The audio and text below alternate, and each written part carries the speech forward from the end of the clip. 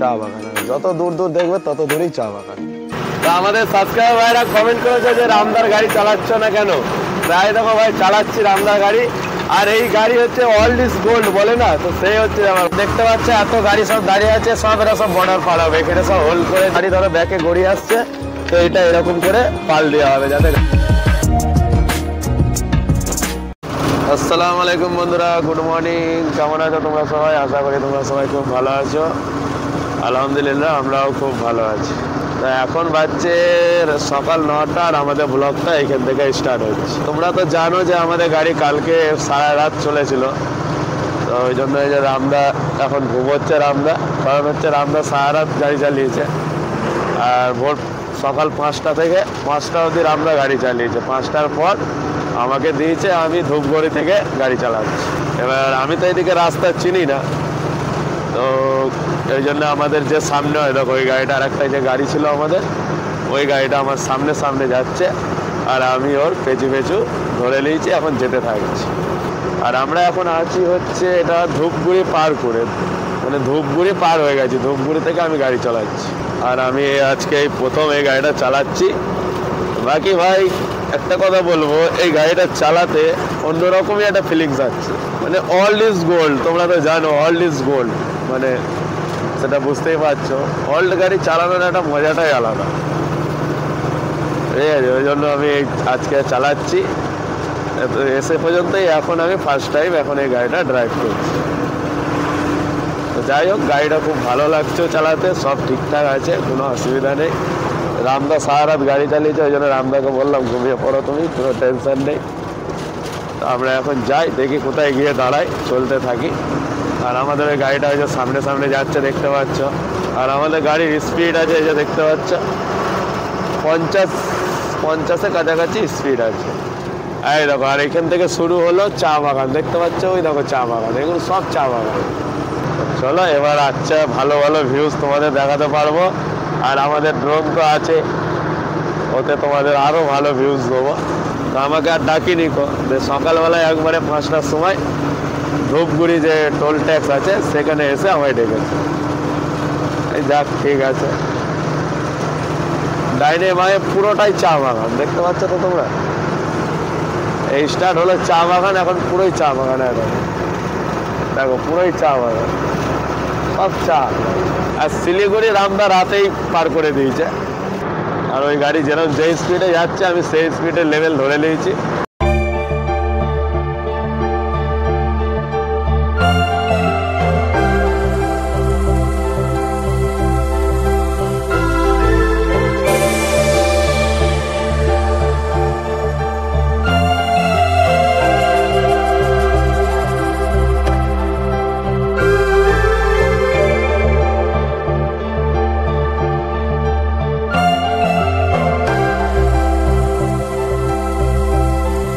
তো আমরা এখন এসে দাঁড়ালাম হচ্ছে, এটা হচ্ছে বীরপাড়া। এই যে দেখতে পাচ্ছ এটা হচ্ছে বীরপাড়া বাস স্ট্যান্ডে আমরা কাছে এখানে দাঁড়িয়েছি। আর এখান থেকে গুয়াহাটি যেতে হবে সোজা। আর আমাদের যে গাড়িটা আসছিল, যার পেছু পেছু আমি যে গাড়িটা পেছু পেছু আসছিলাম, তো ওই গাড়িটা এসে এখানে দাঁড়ালো। তো আমি জিজ্ঞেস করলাম কি হয়েছে, তো বলছে নাকি যে ওনার ডাইনামো ফেল হয়ে গেছে। তো চলো দেখি কি হয়েছে ওই গাড়িটা। আর এখানে সব গ্যারেজ আছে, আর এইটা হচ্ছে এই গাড়িটা যে গাড়ি পেছু পেছু আমি আসছিলাম, তো ডাইনামো ফেল হয়ে গেছে গাড়িটা। এই যে মিস্ত্রিরা সব এসছে, তো এবার দেখা যাক কি হয়েছে। তো আমাদের গাড়িগুলো ওই যে ওপারে লাগিয়েছি রাস্তার ওই পারে, তাই এই গাড়িটা কাজ হচ্ছে এখন। আর আমাদের এখনো সকাল থেকে ব্রাশ ট্রাশ করা হয়নি, ওই যে ব্রাশ নিয়ে চলে এসছে। আর এখানে একটা এই যে কল আছে দেখতে পাচ্ছ, তো চলো ব্রাশ ট্রাশ করে নিই। তো ব্রাশ করতে করতে ভাই চলে এলাম, এই দেখো চা বাগান, পুরোটাই চা বাগান দেখতে পাচ্ছ, যত দূর দূর তাকাবে পুরোটাই চা বাগান। আর এই গাছের গুঁড়াগুলো দেখো কত মোটা, দেখো তোমরা কমেন্টে জানাবে যে এই গাছগুলোর কত বয়স হতে পারে। এই যে চা গাছগুলো, ঠিক আছে, কত বয়স হতে পারে। গাছের গুঁড়া দেখছো কত মোটা মোটা, ঠিক আছে। আরে দেখো ফুল ধরেছে গাছে, তো ফুলে তো চা হয় না, চা হয় আমি যেটা জানি যে পাতাগুলোই চা হয়। এই ওপর থেকে সব এই যে ছিঁড়ে কেটে নিয়ে গেছে দেখতে পাচ্ছ, পুরোটাই চা বাগান, পুরো চা বাগান। যত দূর দূর দেখবে তত দূরেই চা বাগান। তো আর এই হচ্ছে আমাদের ডাইনামো মিস্ত্রির গ্যারেজ, ঠিক আছে। আর এখানে আমাদের এই যে ডাইনামো খোলা হচ্ছে, দেখা যাক খুলে কি হয়েছে ভেতরে।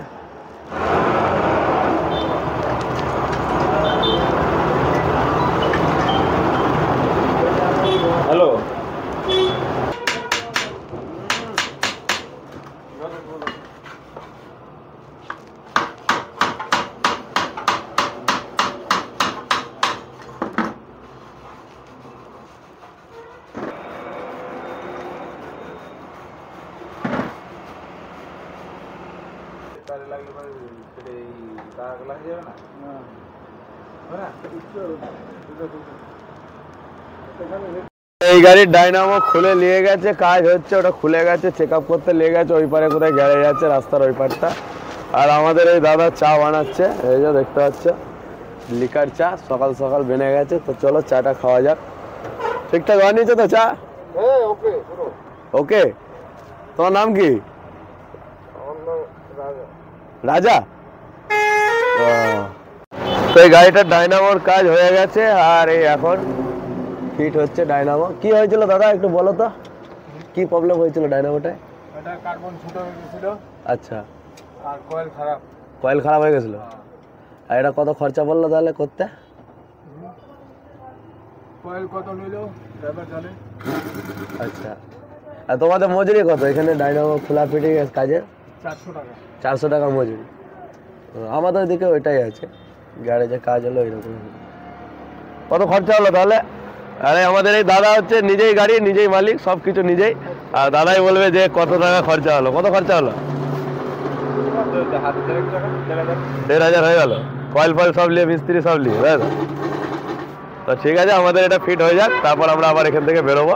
তো চলো, আমাদের কাজ কমপ্লিট। আর এখন বাজছে 10টা, আর আমরা এবার এখান থেকে বেরোবো। ঠিক আছে। আমাদের সাবস্ক্রাইবার ভাইরা কমেন্ট করেছে যে রামদার গাড়ি চালাচ্ছ না কেন। প্রায় দেখো ভাই চালাচ্ছি রামদার গাড়ি। আর এই গাড়ি হচ্ছে অল্ড ইজ গোল্ড বলে না, তো সেই হচ্ছে আমার ভাই মজাই আলাদা এইসব গাড়ি চালিয়ে। ঠিক আছে, তো চালাচ্ছি, এখন চলতে থাকছি। আর আমাদের রামদাও ঘুম থেকে উঠে পড়েছে। তো চলো যাই, এখন আমাদের চলতেই থাকবো আজকে সারাদিন, এখন আমরা চলতেই থাকবো। ঠিক আছে, তো চলো যাই।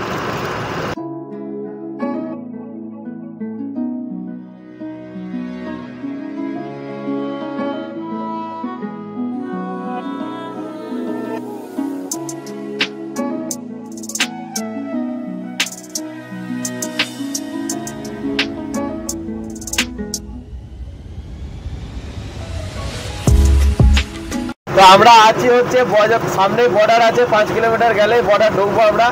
আর এই রামদাকে দিয়েছি গাড়ি চালাতে, রামদা চালাচ্ছে গাড়ি। আর আমি ধূপগুড়ি থেকে গাড়ি ধরে এই অবধি নিয়ে এলাম। 100 কিলোমিটার আমি ড্রাইভ করলাম সকাল থেকে। তো চলো আমরা যাই। সামনে একটা টোল আছে, এই যে দেখতে পাচ্ছ টোল।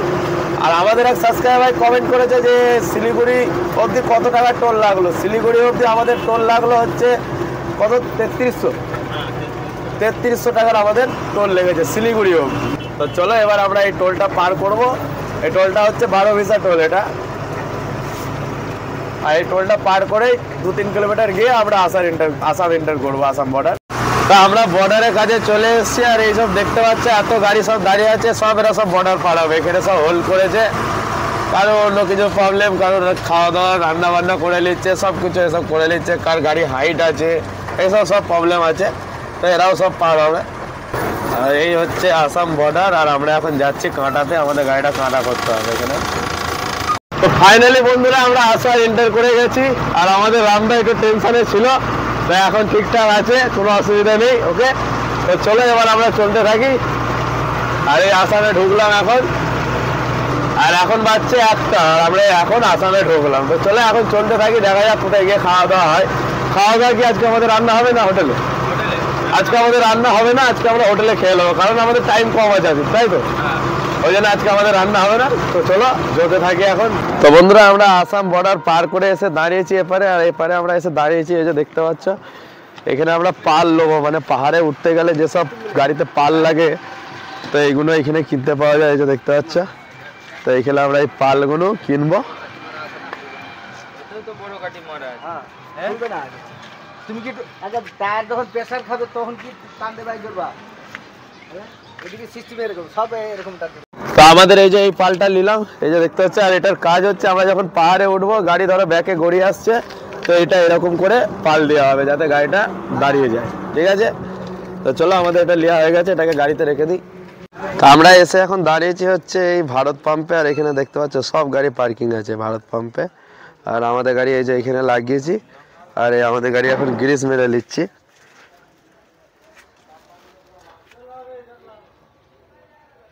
ওইখানে লাগানো আছে দেখতে পাচ্ছ। আর ওরা রান্না করছে গাড়িতে।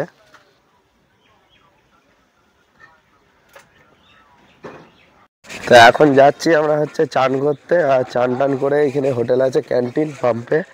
আর এখানেই খাওয়া দাওয়া করবো আজকে আমরা। আর এই হচ্ছে আমাদের আজকে চান করার জায়গা, ঠিক আছে? তো চলো চান টান করে নিই, তারপর খাওয়া দাওয়া করবো। তো বন্ধুরা চান টান আমাদের কমপ্লিট, আর এখন যাচ্ছি খাওয়া দাওয়া করতে হোটেলে।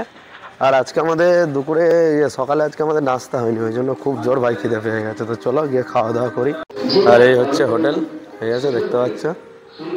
আর এখানেই আমরা আজকে খাওয়া দাওয়া করবো, ঠিক আছে? খাওয়া দাওয়া হচ্ছে আমাদের, এই যে দেখতে পাচ্ছ, ভাত আছে, আলু ভাজা আছে, ডাল আছে, আর এটা একটা কোনো সবজি আছে, পাঁপড় আছে, আর সাথে আছে পেঁয়াজ। তো নামদারও সেম আছে। আর আমাদের অমলেট বলেছে নাকি?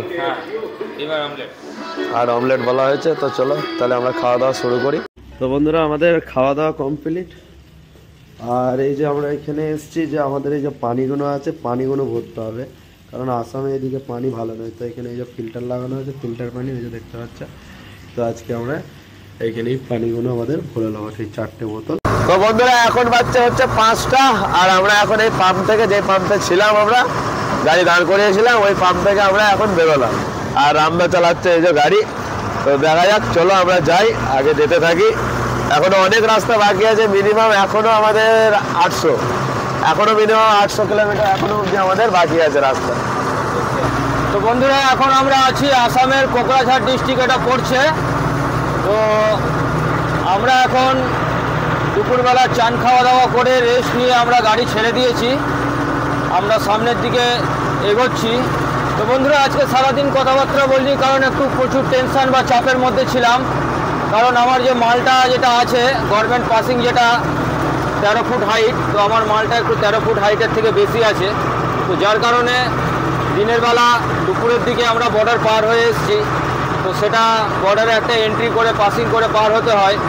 তো সেটা নিজে একটা রিস্ক নিয়ে ধরা পড়লে তো অনেক টাকা ফাইন আছে, কিন্তু নিজে একটা রিস্ক নিয়ে ওটা পার হয়ে এসেছি।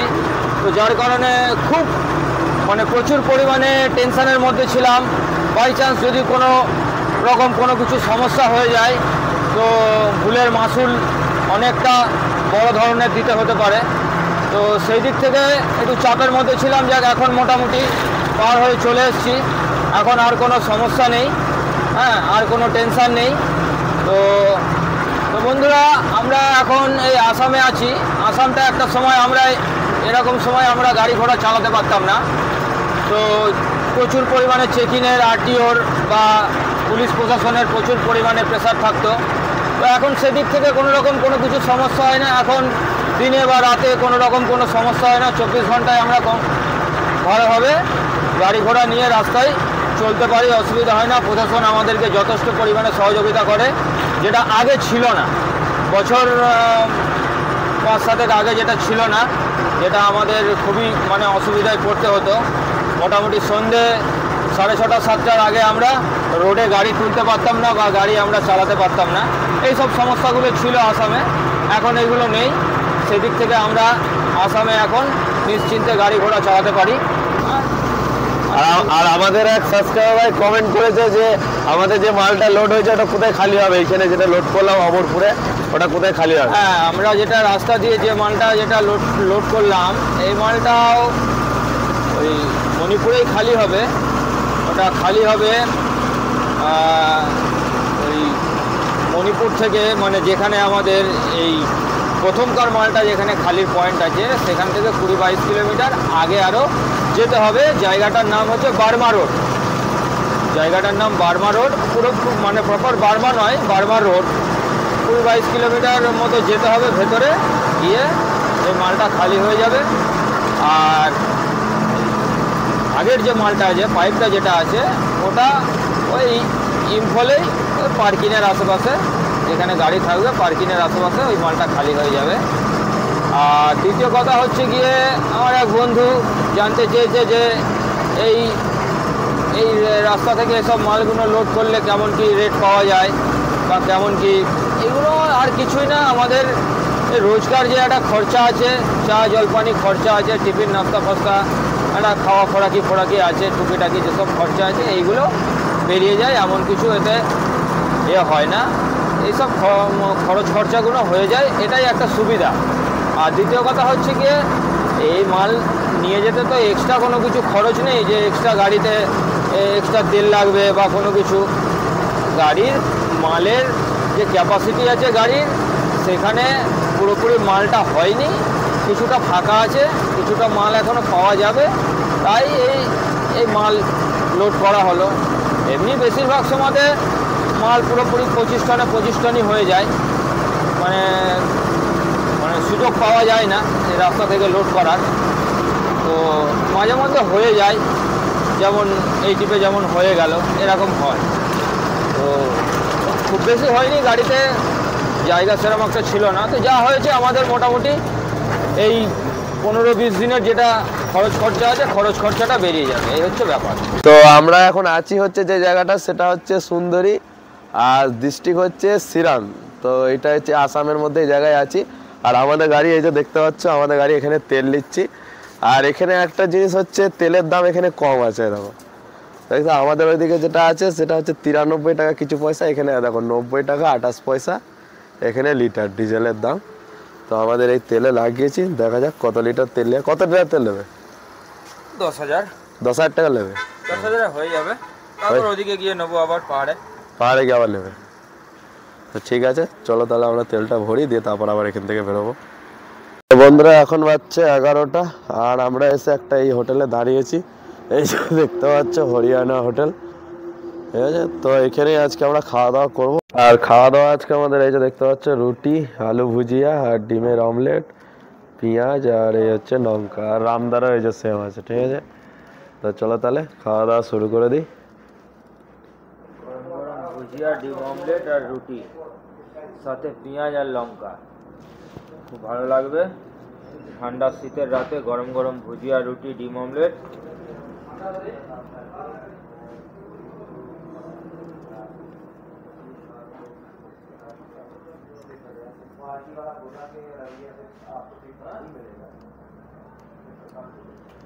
তো বন্ধুরা খাওয়া দাওয়া আমাদের কমপ্লিট, আর এখন বাজছে রাত 11টা। আর এখান থেকে গুয়াহাটি হচ্ছে 100 কিলোমিটার রাস্তা আছে। তো আমরা চেষ্টা করবো যে গুয়াহাটির আশেপাশে গিয়েই থাকার।